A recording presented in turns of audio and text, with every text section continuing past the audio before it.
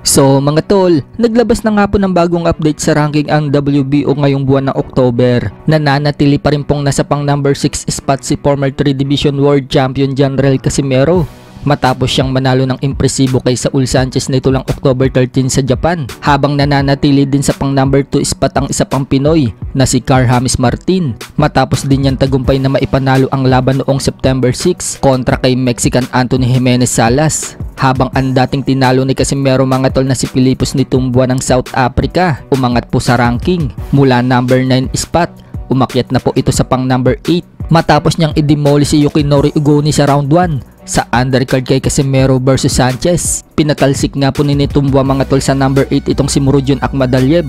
Bumagsak naman sa ranking itong si Murodjon Akhmadaliev mga tol at napunta sa number 12 spot. Nagflex naman po ang Viva Promotion mga tol sa inilabas na ranking ng WBO at sinabing nananatili pa rin daw sa number 2 spot si Martin. Natuwa naman mga tol si Carl James Martin at napakomment pa po sa post ng Viva Promotion.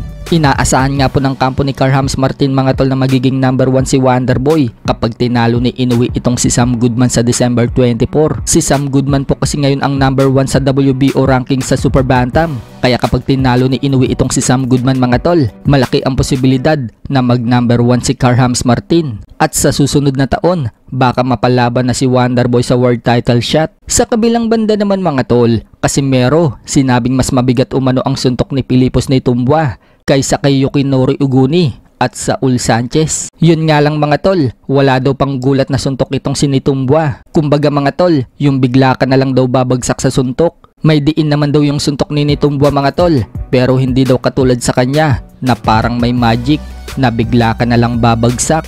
Dagdag pa ni Casimero mga tol, ganun daw yung boksingero may future na maging world champion, yung may panggulat na suntok. Champ, may tanong, sino ang mabigat ang kamay between Ugoni and Nitumboa or Sanchez doon daw sa tatlo? Mas mabigat kung si Nitumboa. Palagay ko talaga.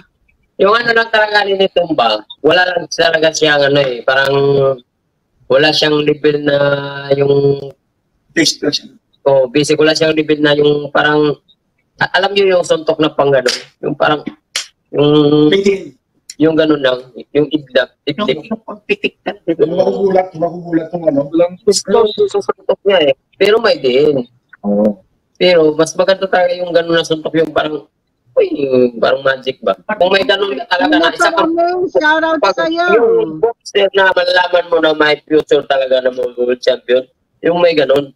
Sa kabilang banda naman mga tol, pinagmalaki po ni Bob Arum ng Top Rank Promotion na si Naoya Inoue daw ngayon ang face of boxing. At kung matatandaan mga tol, sinabi din noon ni Bob Arum na mas magaling pa umano si Inoue kaysa kay Manny Pacquiao. Bagay na hindi naman sinang-ayunan ng mga boxing fans. Sinasabi tuloy ng mga Pinoy fans mga tol na balimbing daw itong si Lolo Bob Arum. Dati daw kasi noong namamayagpag si Manny Pacquiao, todo papuri daw itong si Bob Arum kay Pacquiao. Sinasabing wala na umano makakagawa sa nagawa ni Manny Pacquiao. Ngayong retirado na daw si Pacquiao at wala na sa boxing, si Inoue naman daw ang pinupuri niya. Nakalimutan na daw siguro ni Bob Arum mga tol na meron siyang inalagaan na Manny Pacquiao na isang 8 Division World Champion. Wika pa ng mga fans mga tol, ganyan daw talaga si Lolo Bob Arum. Kung saan daw siya kikita ng malaking pera, yun daw yung pupurihin niya. Habang ang pinag-uusapan naman sa boxing community mga tol, ang totoong mukha daw ng boxing ngayon ay walang iba kundi si Gervonta Tank Davis.